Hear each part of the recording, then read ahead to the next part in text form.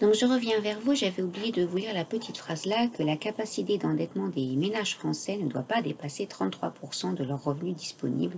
C'est-à-dire on prend un montant, on fait 0,33 et ça vous donne le montant.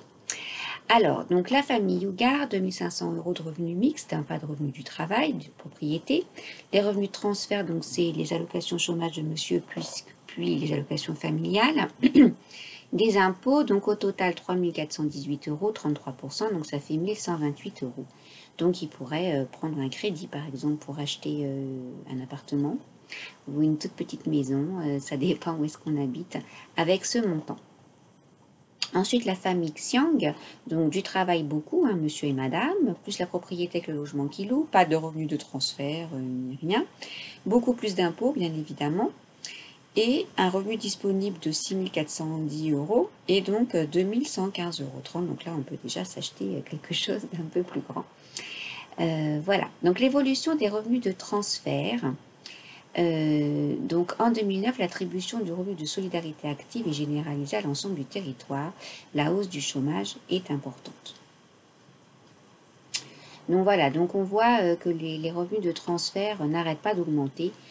Ça s'est pris entre 2009 et 2014, 2,5% de plus.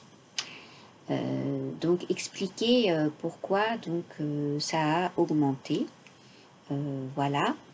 On fera après, donc vous répondrez aussi à cette petite question et on corrigera les deux ensemble. La composition des revenus selon le niveau de vie. En moyenne, en 2010, les salaires, chômage inclus, représentent 33% des revenus des 10% les plus modestes. Les prestations familiales, 26,5%, les minima sociaux, 15,2%. Un phénomène lié notamment au manque d'emploi et aux petites retraites. En haut de l'échelle, le revenu des 10% des ménages les plus aisés est composé pour 63,5% de salaire et pour 27,9% de revenus du patrimoine. À ce niveau, on ne bénéficie plus des minima sociaux et on est rarement au chômage. Plus on s'élève dans la hiérarchie des niveaux de vie, plus la part représentée par les revenus du patrimoine augmente. Donc on constate en gros pour les gens riches, dans leurs revenus, s'ils ont 100 euros, il y a 63,5% qui vient de leur salaire et 27,9% qui vient de revenus du patrimoine, soit des placements financiers, soit des biens immobiliers qui sont loués et touchent de l'argent.